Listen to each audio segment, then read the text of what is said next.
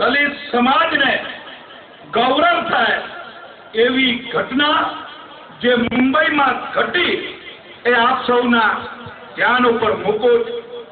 હમણાં જ ટૂંક ભવિષ્યની ભૂતકાળની અંદર મુંબઈના હોટલ તાજના રૂફટોપ ઉપર એક બેઠક થઈ અને આ બેઠક Dalit Indian chambers of commerce and industries DICCI Dalit Indian chambers of કોમર્સની મીટિંગ એ હોટલ તાજના રૂફટોપમાં થાય. હું આયોગમાં ચેરમેન અને વાઇસ ચેરમેન હતો ત્યારે એક વખત હોટલ તાજમાં બેંકો વાળાએ મને ત્યાં એક વખત દિવસ માટે મને ત્યાં રાખ્યો હતો. તો મને ખબર પડી કે એ રૂફટોપનું એક દિવસનું ભાડું 5 લાખ રૂપિયા છે. આ રૂફટોપ ઉપર દલિત ઇન્ડિયન ચેમ્બર્સ ની જયારે મીટિંગ થતી હોય એનાથી વધારે રૂડા સમાચાર મારા દલિત સમાજ માટે કોઈ ન હોઈ શકે. મિત્રો, હમણાં તાજેતરમાં આઉટલુકમાં એક આર્ટિકલ આવ્યો અગત્યનું. એમણે એમ કહ્યું કે જેનો મંદિરમાં પ્રવેશ નિષેધ હતો તેઓ આપ બાળે આર્થિક રીતે સંપન્ન થઈ હજારો પરિવારોની રોજી રોટીના પુરસ્કર્તા બન્યા છે. વિચાર કરો તમે. અને એમણે 30 દલિત ઉદ્યોગપતિઓની યાદી આપી છે. એમના ટર્નઓવર કેટલા? 3 કરોડથી માંડીને 600 કરોડ. આ હું દલિત સમાજની વાત કરી રહ્યો છું. અને એ જે યાદી હતી, મને આનંદ અત્યારે કહેવા માટે એટલા માટે થઈ રહ્યો છે કે આ 30ની યાદીમાં 3 ઉદ્યોગપતિઓ અમારા મોહનભાઈ બોરીચાના ભાવનગરના અને ગુજરાતના હતા મિત્રો. અને એ હતા દેવજીભાઈ મકવાણા, દિલીપભાઈ અને જીતુભાઈ. મિત્રો, આ મહાનુભાવોની જે લાંબી સંઘર્ષ યાત્રા કરી એ જ બતાવે છે કે જો દલિતને પૂરતી તક આપવામાં આવે તો તેની પ્રતિભા તમામ ક્ષેત્રની અંદર નંબર 1 બનવા તરફ જઈ શકે છે. અને એટલા માટે મિત્રો, કર્ણાટકનો એક બીજો બનાવ પણ મારે તમને કહેવો છે કે જે હિન્દુ સમાજ વર્ષોથી અસ્પૃશ્યતાનું એક કલંક લાગ્યું એ મિટાવવા માટેના જે પ્રયત્નો થઈ રહ્યા છે.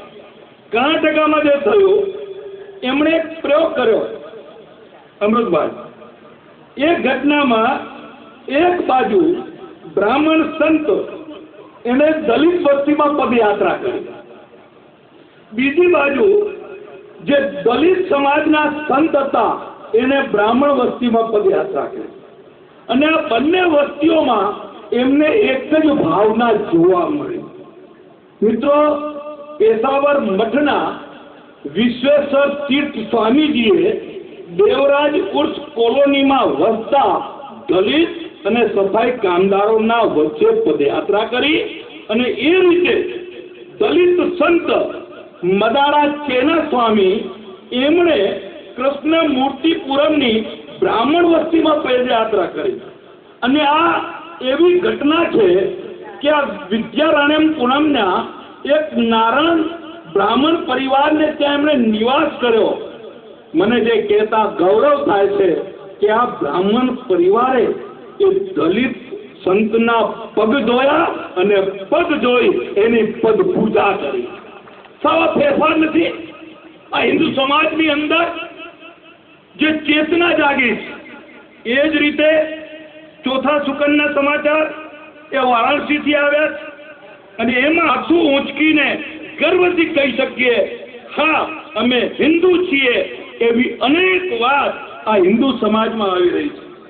તાજેતરમાં વારાણસીના કાશી વિશ્વનાથ મંદિરમાં જે દીકરીઓ માથે મેલું ઉપાડવાની કુપ્રથામાંથી મુક્ત થઈ હતી એવી રાજસ્થાન, અલવાર અને ટાંકના વિસ્તારની 200 દલિત બહેનો એમણે ત્યાં પૂજા કરી અને પૂજા કરીને દશાશ્વર મેઘનો જે ઘાટ છે અને ગંગા નદીમાં એમણે પવિત્ર સ્નાન કરી અને મંદિરની અંદર પ્રવેશ કરી પૂજા અર્ચના કરી.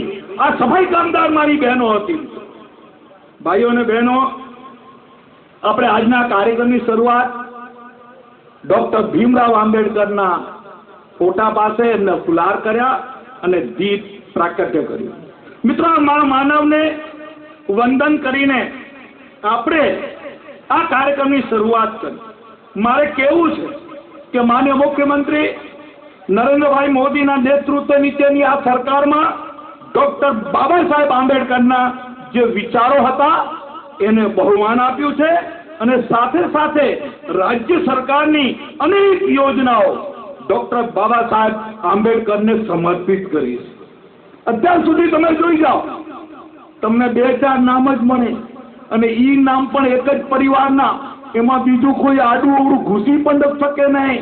આ પ્રથમ વખત ભારતીય જનતા પાર્ટીની સરકાર અને માનનીય મુખ્યમંત્રી નરેન્દ્રભાઈ મોદીના રાજની અંદર આપણે એ યોજનાઓને મુરબ્બી કેશુભાઈ પટેલ હતા એ વખતે એને કાર્યાન્વિત કરી અને એમાં ગતિ લાવવાનું કામ માનનીય મુખ્યમંત્રી શ્રી નરેન્દ્રભાઈ મોદીએ કર્યું. 1 લાખનો એવોર્ડ ડોક્ટર આંબેડકર એવોર્ડ એ રાજ્ય સરકારે જાહેર કર્યો. ડોક્ટર આંબેડકર આવાસ યોજના એ રાજ્ય સરકારે જાહેર કરી. 20 લાખ રૂપિયા વિદેશ અભ્યાસ માટેની જે લોન યોજના છે એ ડોક્ટર બાબા સાહેબ આંબેડકરના નામ સાથે. ફક્ત આંબેડકર નહીં, એમના પૂજ્ય પિતાશ્રી સુબેદાર રામજી એમના નામ સાથે છાત્રાલયની યોજના જોડી. એમના માતૃશ્રી માં ભીમાબાઈ એના નામ સાથે બાલવાડીની યોજના જોડી. એમના ધર્મપત્ની માં રમાબાઈ એના સાથે સમૂહ લગ્નની યોજના જોડી. એમના દ્વિતીય પત્ની સવિતા આંબેડકરના નામે આપણે આંતરજ્ઞાતીય લગ્ન સહાય યોજના જોડી.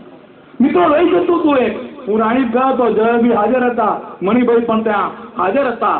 સાહેબ, ક્યાં મેં જાહેરાત કરી, એક પણ એવો નેતા બતાવો, મારા નેતાઓ અહીંયા બેઠા છે, કે એક પણ એવો નેતા બતાવો ડોક્ટર બાબા સાહેબ સિવાય કે જેના 2 સંતાનો દવાને અભાવે કે કુપોષણને અભાવે મૃત્યુ પામે હોય. એક પણ નેતા ઇતિહાસમાં નથી. હું ભારતની વાત નહીં, હું વિશ્વના ઇતિહાસની વાત આજે તમારી સમક્ષ મૂકી રહ્યો છું. આવો એક નેતા, એના 2 સંતાનો એ મૃત્યુને વર્યા દવાને અભાવે. એનો પુત્ર કુમાર રાજ રતન. અને એટલા માટે આપણી જે વૈદ્યકીય સહાયની યોજના મારી ચાલતી હતી એ સહાય યોજનાનું નામ કુમાર રાજરત્ન આંબેડકરની નામ સાથે. મિત્રો, બાબા સાહેબ તો વિશ્વ વિભૂતિ હતા. એમની વિદ્વતાને સતત નમન કરવા પડે.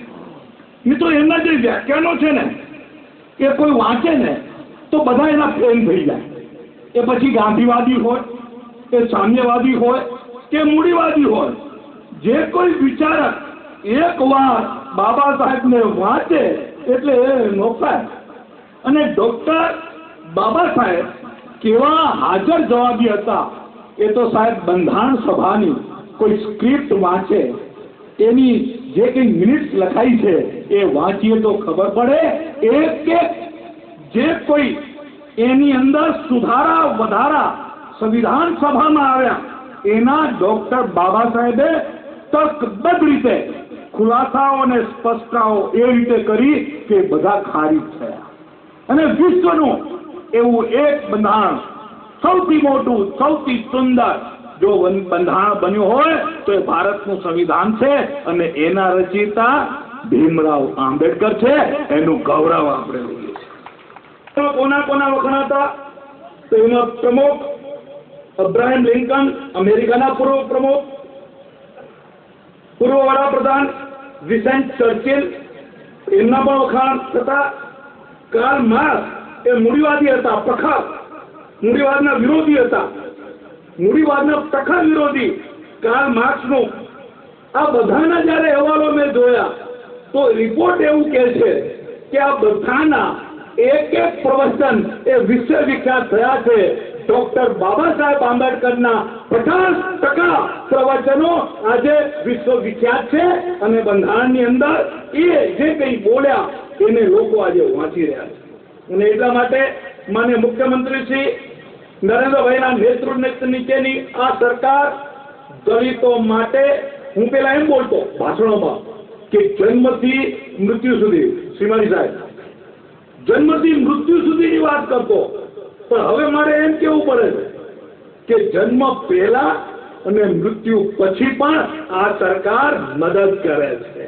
અરે બાળક ગર્ભમાં હોય, માના ગર્ભમાં બાળક હોય અને ત્યારથી ચિંતા મારો મુખ્યમંત્રી કરે કે મારું બાળક એ કુપોષિત ન જન્મે, મારું બાળક એ વિકલાંગ ન જન્મે, એની ચિંતા જો રાજ્યનો મુખ્યમંત્રી કરતો હોય તો એ જન્મ પહેલાની પણ યોજના અને મૃત્યુ પછીની એ અંતિમ ક્રિયા કરવા માટે.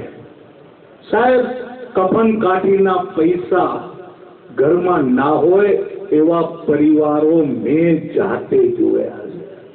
મારો પરિવાર બધો અહીંયા બેઠો છે. અમે કુબેરનગર રહેતા હતા અને કુબેરનગરની અંદર ઘરમાં લાશ પડી હોય તો એકબીજાના મોઢા જુએ, કારણ કે પેલું જે લાવવાનું હોય કાઠી કફન માટેનું કોણ આપે પૈસા? સાહેબ, લાશ પડી રહે કલાકોના કલાકો સુધી અને કોક હારો પડોશી એમ કે ચાલ હું કરાવું છું, આખી જિંદગી એને મેળા ત્રણા માર્યા કરે. બેઠો રે, તારા બાપનું કરજ તો મેં કર્યું. મિત્રો, આવી હાલત અને એ હાલતની અંદર આ સરકારે, માન્ય મુખ્યમંત્રી નરેન્દ્ર મોદીના નેતૃત્વવાળી સરકારે સામાજિક ન્યાય મંત્રી તરીકે આપણે યોજના લઈ આવ્યા કે આવો જે ગરીબ પરિવાર હશે અને 2500 રૂપિયા કઠન કાફીની સહાય, અને એનું નામ રાખ્યું રાજા સત્યવાદી હરિશ્ચંદ્રના નામ સાથે. જો સત્યવાદી રાજા હરિશ્ચંદ્રનો ઇતિહાસ વાંચશો તો તમને એ નામ સાથે કઈ રીતે મેળ ખાય છે એનું પણ આપણને ખબર પડશે. મિત્રો, અનેક યોજનાઓ, મારા અનેક સાથીઓ અહીંયા બેઠા છે, મારા સાહિત્યકારો, દલિત સાહિત્યકારો પણ બેઠા છે. અતિ પછાત જાતિ હોય, મારો વાલ્મીકી સમાજ હોય, એના માટે પણ જુદી જુદી યોજના લઈ આવ્યા. સાહિત્યકારો માટે મહાત્મા ફૂલે દલિત પત્રકાર એવોર્ડ 50,000 રૂપિયા, સાવિત્રીબાઈ ફૂલે મહિલા સાહિત્યકાર એવોર્ડ 50,000 રૂપિયા, સંત કબીર દલિત સાહિત્યકાર એવોર્ડ અને દાસી જીવન સાહિત્ય કૃતિ એવોર્ડ.